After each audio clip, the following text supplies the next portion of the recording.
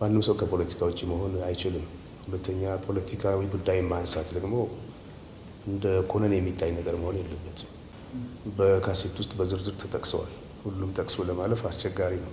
ሆነም ትንቅንቁ እንደቀጠለ ነው። በመጨረሻም ቴዲ አፍሮ መግለጫውን ይፋ አደረገ። በዚህም የተናደዱና የተቃጠሉት የዘመናችን ዲክታተሮች አርቲስቱን ለማግባባትና ለማደን የሚያደርጉት ጥረት ተቀጣጥሎ የቀጠለ ሲሆን በጣም በሚያስደንቅ ሁኔታ ታዲያ ድምፃዊው ከቤቱ ማግኘት የማይታዘብ ቅዠት ሆኖባቸዋል። ቴዲ አፍሮ በነገው ዕለት ኢትዮሪክ የተሰኘውን የሙዚቃ አልበም ለህዝብ ይፋ የሚያደርግ ሲሆን ቴዲ በዚህ ወሳኝ ሰዓት ያስተላለፈው መልእክት ምንድነው?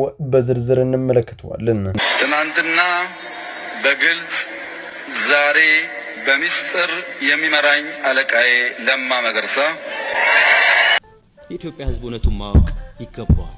የቀድሞ የኦሮሚያ ክልላዊ ፕሬዝዳንት ሆነው ያገለግሉት ጉምቱ ፖለቲከኛ አቶ ለማ መገርሳ ከመሞቴ በፊት ህዝብ ይወቁ ያሉትን ከባድ መረጃ ይፋ አደረጉ። በዚህም ጠቅላዩ ለለማ መገርሳ ያቀረቡት ሹመትና የሽመልስ አብዲሳን ከፍተኛ ስጋት እንመለከታለን። አቶ ለማ መገርሳ ምን መረጃ ወጡ? በዝርዝር እንቃኘዋለን።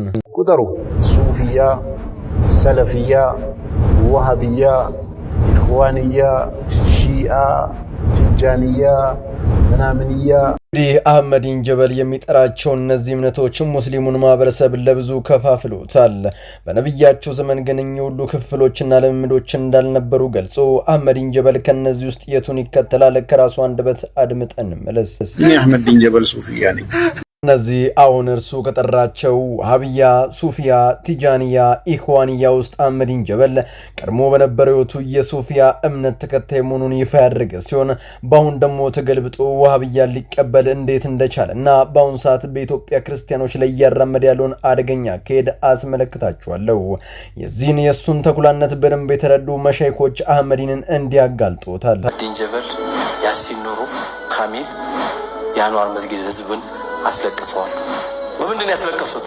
እዚህም በቅርቡ በአክሱም የበሬው ልደት ተረት ተረት በማስነሳት የሙስሊም አፓርታይድ ብሎ ያስተላለፈው መልእክት ህዝብን አደጋ ላይ የሚጥል ስለሆነ ኦርቶዶክሲያን ክርስቲያኖች ይህንን ቪዲዮ ላይክ እና ሼር በማድረግ ለብዙዎች አዳርሱት። ሰላም በመላው ዓለም ላይ የምትገኙ ውድ ቤተሰቦቼ እንዴት ናችሁልኝ? እኔ ደህና ነኝ። ቸሩ መድኃኔዓለም የተመሰገነውን። በዛሬው ቆይታችን እጅግ በጣም ቁም ነገር አዘል ቪዲዮዎች ይዤላችሁ መጥቻለሁ። ከእናንተ የሚጠብቀው እንደተለመደው ቪዲዮ ላይክ እና ሼር ማድረጋችሁን አትርሱ። እዳይ ወደ ዕለቱ ቪዲዮ ፈቃድ ሆኖ በትላንትናው ዕለት ወደ ቤተሰቦቼ ጋር ተቀላቅያለሁ። በእውነት በመላው ዓለም ላይ የምትገኙ ኦርቶዶክሲያን ወንድሞቼ እናቶቼ እንኳን ደስ ያላችሁ፣ እንኳን ደስ ያለን። ብዙዎቻችሁ እንደምታውቁት ያለፉት ዓመታት ለኢትዮጵያ ኦርቶዶክስ ተዋሕዶ ቤተክርስቲያንና ልጆቿ እጅግ በጣም ፈታኝ ጊዜያት ነበሩ። ልጆቻችን ያለበደላቸውና ለጥፋታቸው በተደጋጋሚ ጊዜ ይታሰራሉ፣ በድጋሚ ይፈታሉ። በተለያዩ አካባቢዎች ላይ በአርሲ፣ በዝቋላ፣ በሻሸመኔ ብዙ ወንድሞቻችን እንደ ቅጠል ይረግፋሉ፣ ያነባሉ። እንባቸውን የሚያብስ አይዟቸው የሚላቸውን አጥተው ፍትህን ተነፍገው በተደጋጋሚ ጊዜ ተመልክተናል። ታዲያ ይህ በእንዲህ እንዳለው ነው መምህር ደረጀ ዘወይኔ ከስር ተፈተው ከሚወዷቸው ቤተሰቦቻቸው ጋር በሰላም ተቀላቅሏል። በመልእክታቸው መቋጫ ለክርስቲያኖች ይህንን ብለዋል። ስጋችሁን የሚገሉትን እነዚያን አትፍሯቸው፣ ነፍሳችሁን ማግኘት አይቻላቸውም እና በእስር ቤት የነበረኝ ቆይታ አስደሳች ነበር። ወንጌልን እየሰበክን ብዙዎችን እያስተማርን ሰብተናል ሲሉም ተናግሯል። መምህር እንኳን ፈጣሪ ለቤተሰቡ አበቆት የመጨረሻው መልእክቴ ነው። ማንም ሰው ከፖለቲካ ውጪ መሆን አይችልም። ሁለተኛ ፖለቲካዊ ጉዳይ ማንሳት ደግሞ እንደ ኮነን የሚታይ ነገር መሆን የለበትም።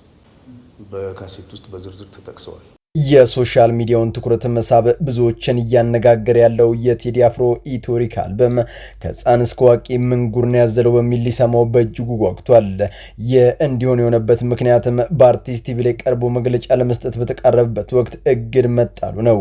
በዚህም ድምፃዊ ሰው ልጆች በሀገራቸው ፖለቲካዊ፣ ኢኮኖሚያዊ፣ ማህበራዊ ጉዳዮች ላይ ተነጥለው መጓዝ አይችሉም። ምክንያቱም ደግሞ ይህ ነገር በራሱ ህይወታችን አንዱ ምዕራፍ ነው። ጭንቅላት ከሌለ ሰውነት ሙት በድን እንደሚሆን ሁሉ እኛ ሰዎችም እንዲህ ካሉ ማህበራዊ፣ ፖለቲካዊና ኢኮኖሚ ጉዳዮች መነጠል የሚያደርሰውን መዘዝ መገመት ቀላል ነው። በስሬ ውስጥም ኢትዮጵያ ላለፉት ዓመታት ያለፈችባቸውን እያንዳንዱን የህዝቡን በቀደመው ጊዜ አባቶቻችን የከፈሉት መስዋዕትነትን እንዲሁም በህዝባችን ከሚለያየው ነገር ይልቅ አንድ የሚያደርገው ነገር በጥበብ ተቀኝቸዋለሁ ሲል የተናገረ ሲሆን በዚህም አንዳንድ ጊዜ የሰጣቸው ቅሎች አርቲስቱን ለመስበርና አንገት ለማስደፋት ከቻሉም የአልበሙን መለቀቅ ሀሳብ ለማሰረዝ የሄዱበት ርቀት እጅግ በጣም አስገራሚ መሆኑም እየተነገረ ይገኛል። የሳይሳካላቸው ሲቀር ታዲያ ቤቱ ድረስ በመሄድ አሳን ያደረጉ ሲሆን ድምፃዊውን ማግኘት ግን የቁም ቅዠት ሆኖባቸዋል። አርቲስቱ ብልነው ነገ በተባለው ሰዓት አልበሙን አድርሶ ዳግም በክብር ወደ ቤቱ እንደሚመለስም የሚወጡ መረጃዎች ያሳያሉ። ትናንትና በግልጽ ዛሬ በሚስጥር የሚመራኝ አለቃዬ ለማ መገርሳ የኢትዮጵያ ሕዝብ እውነቱን ማወቅ ይገባዋል። ለዚህች ሀገር አንድነት ዋጋ ከፍያለሁ። በመጨረሻም ከልፈቴ በፊት ይህን ነገር ህዝቡ ማወቅ አለበት ሲሉ ለማ ንግግራቸውን ቀጠሉ። ብዙዎቻችሁም እንደምታውቁት ለማ መገርሳና ጠቅላዩ እጅግ በጣም የሚዋደዱ ከፍተኛ ትግልን በመምራት ስልጣን የተቆናጠጡ የልብ ጓደኛሞች ነበሩ። በኋላ ግን ያ የቀድሞ ፍቅራቸውን መተሳሰባቸው ሊቀጥል አልቻለም። በዚህ ምክንያት ለማ ህይወታቸውን ለማትረፍ የሚወዷት ሀገራቸውን ጥለው በስደት ለመኖር ተገደዱ። ለማና ጠቅላዩን ምን አጣላቸው? እሱ የተማረ ሰው ጥያቄ ነው። ለማ በኩልነት በፍትህ ያካሄድ የሚያምኑ ህዝብ ማስለቀስን የማይወዱ ሰው ሲሆኑ በአንድ ወቅት በአዲስ አበባ ዲሞግራፊ እንቀይራለን ተብሎ ለተነሳው ጥያቄ ባለመስማማታቸው ሳቢያ ከፍተኛ ተቃውሞን አሰሙ። በዚህ ጊዜም ያካሄዳቸው ያለማራው አገዛዙ ሳይቀድማቸው ቀድመው ከሀገር ሊወጡም ችሏል። ለማም በንግግራቸው ዛሬ ኢትዮጵያ ለምትገኝበት ውጥንቅጥ ተጠያቂ ያደረጉት ደካማውን ሊደርሺፕ ሲሆን እንዲህ ሲሉም ገልጸውታል። ኢትዮጵያ ባለፉት ዓመታት በቢሊዮን ዶላሮች ለእርስ በርስ መጠፊያ ላይ ኢንቨስት አድርጋለች። በዚህም በተለያዩ የሀገሪቱ ክፍል በሰሜን ብዙ የሀገር ተረካቢ ወጣቶች እንደ ቅጠል እስከ ህልማቸው ለመቀበር ተገደዋል። ወላጆችም ያለ ጧሪ ቀባሪ ቀርተዋል። በጣም የማዝነው ታዲያ ዛሬ በኦሮሚያ ክልል ህዝቡ ተጨንቋል። የሚሆነው በደካማውና በወደቀው የሽመልስ አብዲሳ አመራር ነው። ህግ ማስከበር አቅቶት ሙስናን የሚጠይቃችሁ ካለ በቦክስ ዘሩት የሚል አመራር ባለበት ሀገር ወንብድና ፋሽን ሆኖ ዛሬ ዜጎች በጠራራ ፀሐይ ይታገታሉ፣ ገንዘብም ይጠየቃሉ። ገንዘቡም የሚያልፈው በዚሁ ባንክ ሲስተም ውስጥ ነው። የሞኖ የኦሮሚያ አመራሮች ከላይ እስከታች ሁሉም እጃቸው በዜጎች ደም የተጨማለቀ በሀብትም ከማማው ላይ የተቀመጡ መሆናቸውን በስዊስ ባንክ ያሻሹትን የሀገር ሀብት መመልከት በቂ ነው። ሽመልስ በታሪኩ ትልቅ ጥፋትን አጥፍቷል። ኦሮሚያ መታወቂያዋ ሰላም፣ ፍቅር፣ ጉዲፈቻ፣ አብሮ ማደግ ነበር።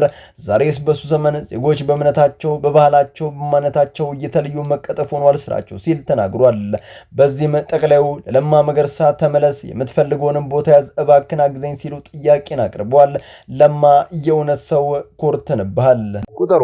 ሱፊያ፣ ሰለፊያ፣ ወሃቢያ፣ ኢኽዋንያ፣ ሺአ፣ ቲጃንያ ምናምንያ እነዚህ አሁን አህመዲን ጀበል የጠሯቸው የእስልምና አይነቶች ሲሆን አንዳቸው ከአንዳቸውም በአይዲዮሎጂ በእጅጉ ተለያይተዋል። በዚህም በሀገራችን ኢትዮጵያ ውስጥ የተለያዩ የሰዎች አስተሳሰብ እየተከታተባቸው ለመከፋፈልም ተገደዋል። ታዲያ ከነዚህ ከተዘረዘሩ ውስጥ አህመዲን ጀበል በየትኛው ውስጥ ይገኛሉ? ከራሳቸው አንደበት አድምጠን እንመለስ። እኔ አህመዲን ጀበል ሱፊያ ነኝ። ሱፊዎች እነማን ናቸው? ሱፊዎች ከነብዩ ልፈት በኋላ 100 ዓመት ከሂጅራ ዳዎችና ምስኪኖች መስጊድ አካባቢ የሚቀመጡ ብዙም ስራ የማይሰሩ ካለማየት ራሳቸውን በማግለል ለመንፈስ የተሰጡ ሰዎች ይለብሱት የነበረው ልብስ ከሱፍ ስለተሰራ ሱፊዎች ወይንም የሱፍ ልብስ ለባሾች የሚል ስያሜን ያገኙ ሲሆን እነዚህ ሰዎች እጅግ በጣም በትህትናና በዝምታ የሚኖሩ አማጽያን ያልሆኑ ሰዎች ናቸው። ለዚያም ነው አህመዲን ጀበል በኢህአዴግ ጊዜ ታስሮ ከወጣ በኋላ ሱፊያ ነኝ ሲል የተደመጠው። በኋላም በሳውዲ አንድ ሼክ ይነሳል። ስሙም መሐመድ ኢብኑ አብዱል ወሃብ ሲሆን በሳውዲ የሚገኙ ሱፊዎችን እያሳደደ መቅጣትን ይጀምራል። ምክንያቱም ደግሞ የሱን አይዲዮሎጂ አንቀበልም በማለታቸው የመሐመድ ኢብኑ አብዱል ወሃብ አስተሳሰብ በዓለም ክርስትናን አጥፍተን ዓለምን በጂሃድ እንድትመራ እናደርጋታለን በማለት በአማርኛ ወሃብያ የተባለውን እምነት በአህመድ ግራኝ አማካኝነት ወደ ኢትዮጵያ እንዲገባ አደረገው። ይህ እምነት ዓላማው ካፊር ተብሎ የተጠሩትን ክርስቲያኖች ማሳደድና ማጥፋት ትልቁ ዓላማው ነው። በኋላም የኢህአዴግ መውደቅን ተከትሎ አህመዲን ጀበል ወደ ቀድሞ ወሃብያ ተመለሰ።